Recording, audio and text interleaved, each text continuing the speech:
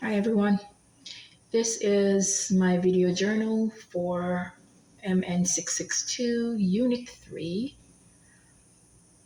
Address the following items.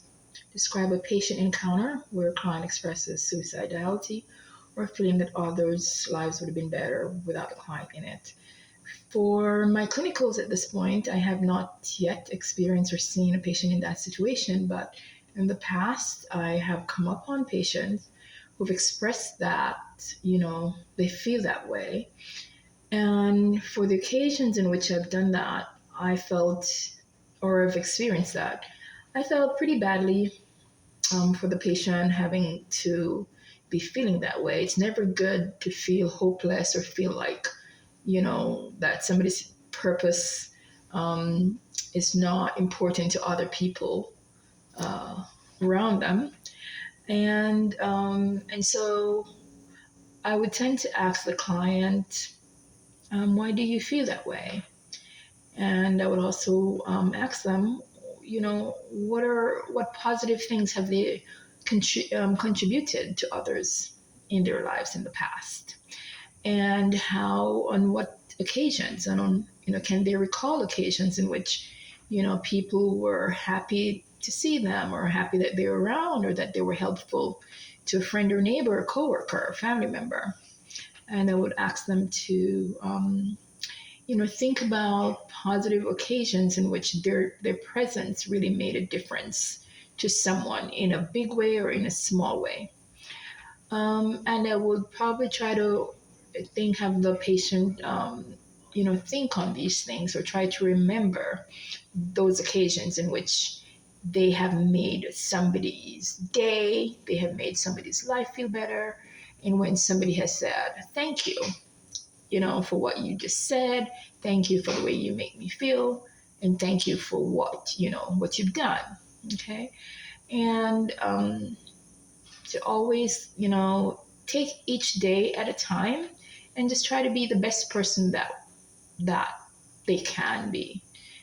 Because at the end of the day, I always try to tell people or tell clients that nobody's perfect, right? And no situation is always perfect.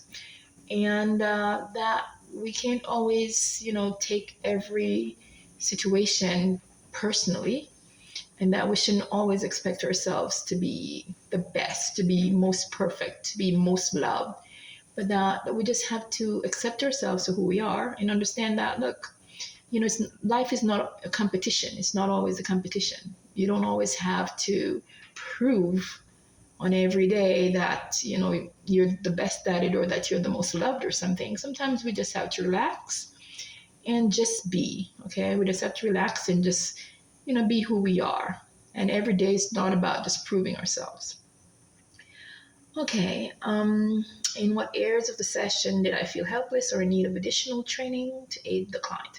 So up until this point where I have more information, more knowledge, more training about, how to assess for suicidality, or how to make safety planning, or suicide prevention, or signs and symptoms to look for, or how to provide therapy, or, change the thought process of somebody, CBT, different forms of therapy, or different form of information that can be provided to the client.